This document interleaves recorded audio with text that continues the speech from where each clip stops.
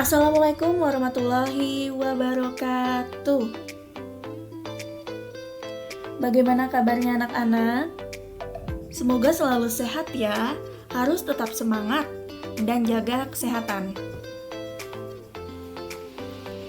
Pada kesempatan kali ini, Ibu akan menjelaskan mengenai tekanan zat.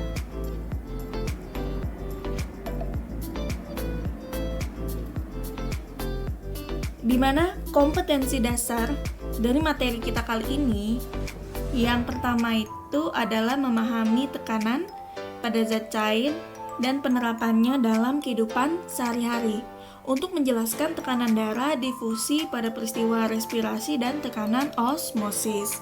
Kemudian, kompetensi dasar yang kedua ini mencakup keterampilan, yaitu melakukan percobaan untuk menyelidiki tekanan cairan pada kedalaman tertentu, gaya apung, kapilaritas, atau menyelidiki transport cairan dalam batang tumbuhan, dan tekanan cairan pada ruang tertutup. Itulah kompetensi dasar untuk materi tekanan zat. Tujuan pembelajaran kita yang pertama dapat menjelaskan konsep dari tekanan zat. Yang kedua, dapat menganalisis hubungan antara gaya dan luas permukaan terhadap besarnya tekanan. Yang ketiga, dapat menjelaskan prinsip kerja hukum Pascal dan hukum Archimedes. Yang keempat, dapat menjelaskan mengenai penerapan hukum Pascal dan Archimedes. Jadi tekanan itu dapat dilakukan oleh berbagai zat yang selanjutnya dikenal sebagai tekanan zat.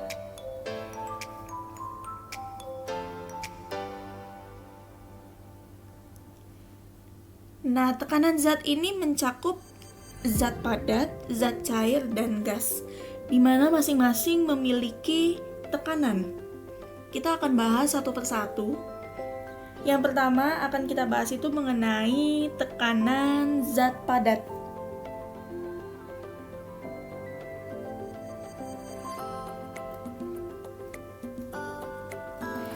Tekanan zat padat.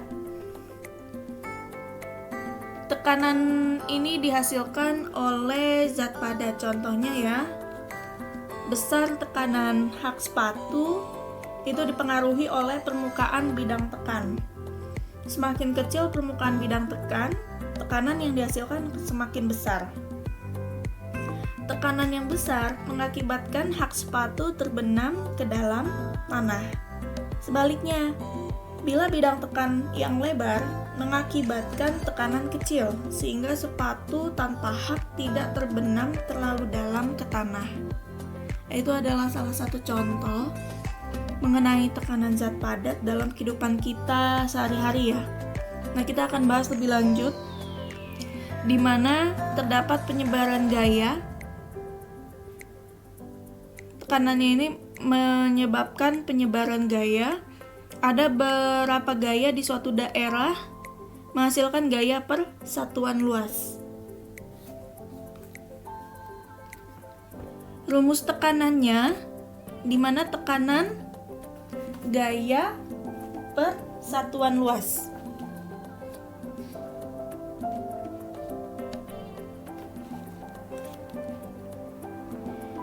Ya, kalian bisa lihat di sini, di mana simbolnya tekanan itu adalah P, ya. Gaya itu disimbolkan F, satuannya Newton. Luas, simbol luas itu adalah A, satuannya luas itu adalah meter persegi. Sedangkan satuan tekanan itu Pascal, atau bisa juga Newton per meter persegi. Nanti kalau di tekanan udara ada sentimeter Hg atau milimeter Hg. Ada juga ATM atau atmosfer. Nah, ini merupakan rumus dari tekanan.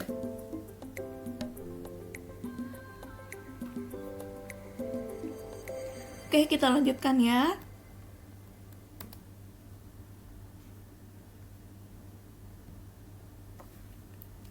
Satu Pascal sama dengan 1 Newton per meter persegi. Jadi bisa dituliskan dalam satuan Pascal, tekanan itu. Juga bisa dituliskan dalam satuan Newton per meter persegi. Nanti di tekanan udara ada perbedaan lagi mengenai satuannya. Apabila gaya yang diberikan pada suatu benda semakin besar, maka tekanan yang dihasilkan juga bertambah besar. Mengapa? Karena gaya dan tekanan itu berbanding lurus. Nih ya, gaya dan tekanan itu berbanding lurus. Jadi, apabila gayanya semakin besar, maka tekanannya juga akan semakin besar. Itu ya, mengenai berbanding lurus antara gaya dan tekanan.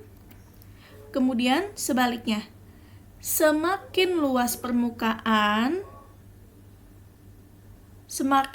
permukaannya, maka tekanan yang dihasilkan akan semakin kecil. Mengapa? Karena antara luas permukaan bidang tekan dengan tekanan itu memiliki perbandingan terbalik. Jadi, apabila luas bidang tekannya itu semakin besar ya, maka tekanannya itu akan semakin kecil.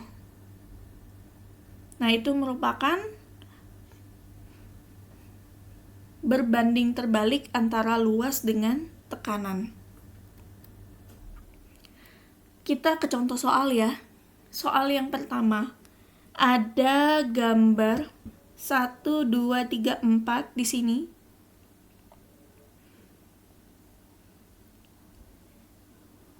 Dengan perbedaan alas. Pertanyaannya, manakah di antara balok di samping yang mempunyai tekanan terbesar pada lantai jika diberikan gaya yang sama? Jadi yang ditanyakan tekanan terbesar, tekanan paling besar. Kita akan bahas ya.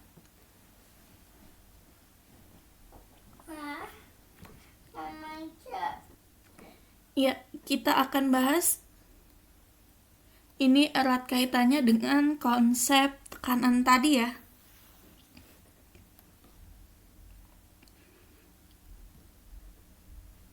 Jawabannya adalah gambar yang 2. Mengapa gambar 2 memiliki tekanan yang terbesar?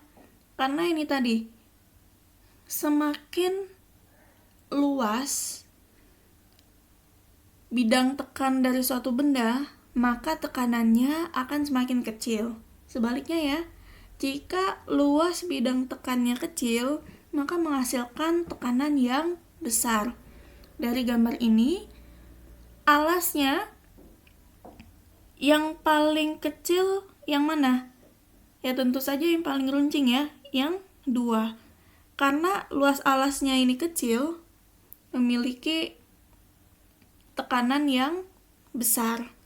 Jadi, gambar 2 yang tepat dalam soal ini. Balok yang punya tekanan terbesar pada lantai diberikan gaya yang sama, yaitu balok yang nomor 2.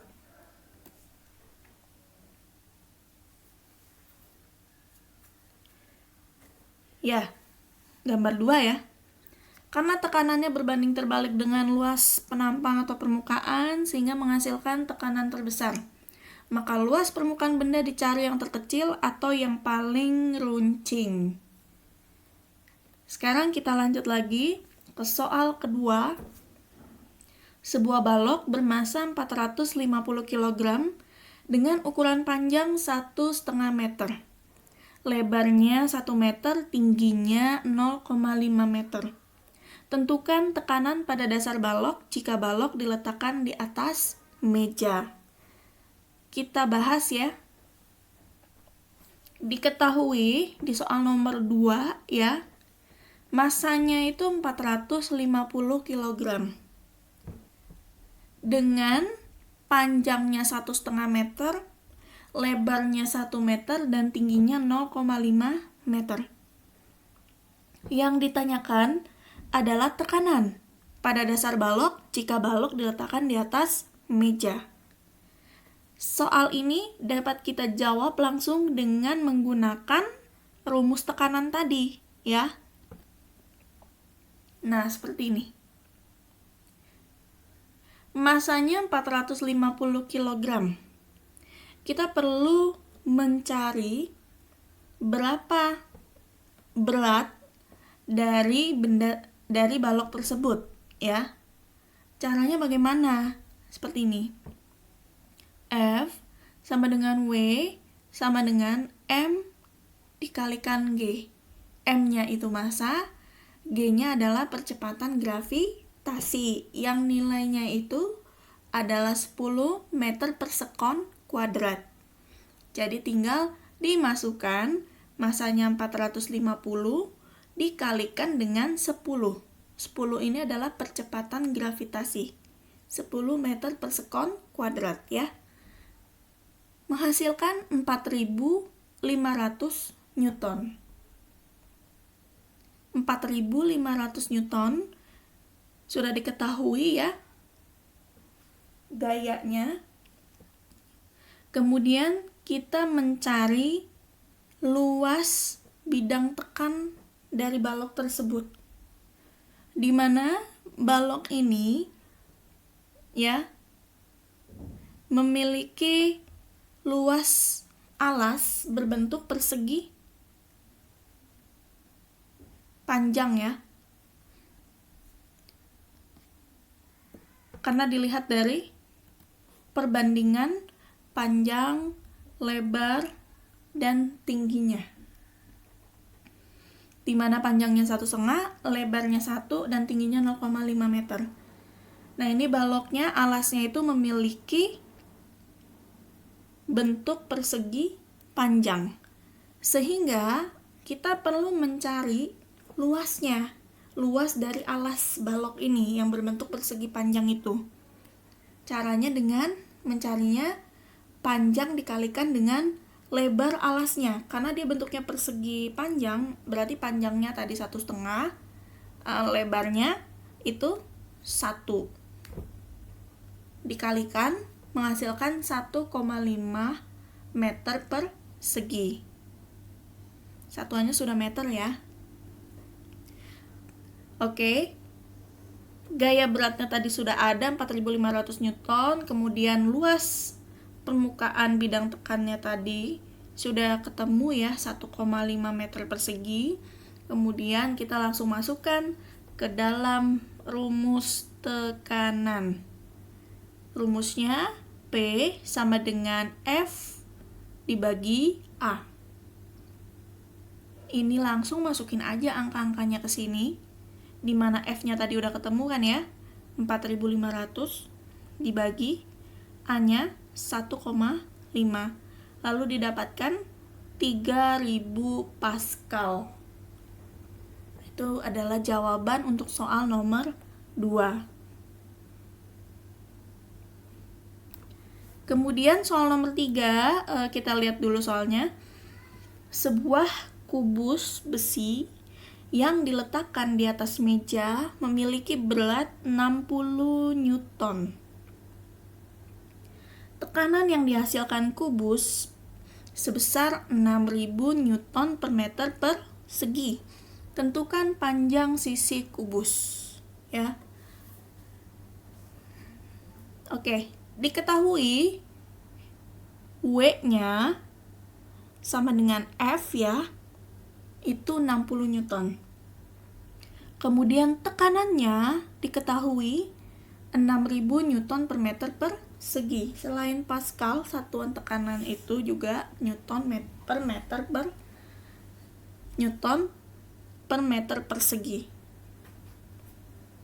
Yang ditanyakan adalah panjang dari sisi kubus ya, di mana kubus itu memiliki panjang sisi yang sama semua. Nah, jadi kita mencari terlebih dahulu luas permukaannya. Karena sudah diketahui F-nya 60 Newton, lalu sudah diketahui P-nya, tekanannya 6000 Newton per meter persegi, berarti kita tinggal mencari luas penampangnya. Ya, seperti ini ya. Dari yang diketahui tadi, ya, di sini, ini tekanannya Newton per meter persegi ya.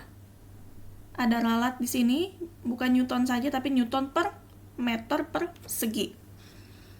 Nah, tinggal dimasukkan ke dalam rumus, di mana P-nya itu 6000, kemudian F-nya itu 60. Nah, A-nya kita cari. Bagaimana cara mencari A? Jika yang ditanyanya A dari rumus ini ya, maka gaya dibagi tekanan. Itu jika yang ditanyakannya luas permukaannya. Luas permukaannya. Lalu kalau yang ditanyakan adalah gayanya, nah ini gaya. Ya. Dari rumus ini, maka rumusnya akan menjadi gaya sama dengan tekanan dikali dengan luas permukaan. Jadi seperti itu ya. Nah, pada soal yang nomor 3, kita langsung saja buat rumusnya seperti ini untuk lebih memudahkan kalian, ya. Dimasukkan semuanya, F-nya 60, P-nya 6000. 60 dibagi 6000 itu sama dengan 0,01 meter persegi. Nah, kemudian luas penampangnya sudah diketahui 0,01 meter persegi. Kita tinggal cari panjang sisinya, di mana mencari luas permukaan sebuah kubus ini adalah sisi dikali sisi ya. Sisi dikali sisi. Jadi luas permukaannya itu sama dengan sisi kali sisi. Seperti ini. Nah, karena sama pada kubus, maka sisi dikali sisi sama dengan sisi kuadrat. Kita tulis ya. S kuadrat di sini. Sama dengan A. Kita tinggal masukkan S kuadratnya sama dengan 0,01. Ya. Setelah itu kuadratnya di S ini hilang, kemudian di sisi 0,01-nya ditambahkan akar. Jadi akar 0,01. Maka ditemukan S-nya itu adalah 0,1 meter atau 10 cm. Ya. Ini jawabannya. Nanti tinggal yang ada di soalnya dimintanya dalam bentuk meter atau sentimeter. Oke. Ini contoh penerapan tekanan zat padat. Ada sepatu salju ya. Orang yang tinggal di daerah yang bersalju secara nggak langsung memanfaatkan konsep tekanan ini. Mereka sudah memiliki pemikiran untuk membuat sepatu salju yang luas alasnya besar, sehingga mampu memperkecil tekanan berat. Jadi tekanan berat tubuhnya itu menjadi kecil dan memudahkan mereka berjalan di atas salju. Lalu ada sirip ikan. Sirip ikan yang lebar akan memungkinkan ikan bergerak dalam air dengan bebas dan lincah. Hal ini disebabkan karena ikan memiliki gaya dorong dari gerakan siripnya yang lebar. Sirip tersebut memberikan tekanan yang besar ke air ketika digerakkan, sehingga ikan memperoleh gaya dorong air sebagai reaksinya.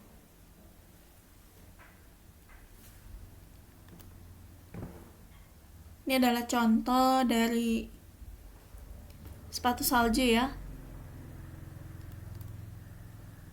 Ini adalah sirip ikan. Oke. Sekian pembahasan Ibu mengenai tekanan zat padat. Kita akan lanjutkan di bahasan berikutnya mengenai tekanan zat cair. Baiklah Ibu akhiri, Assalamualaikum warahmatullahi wabarakatuh.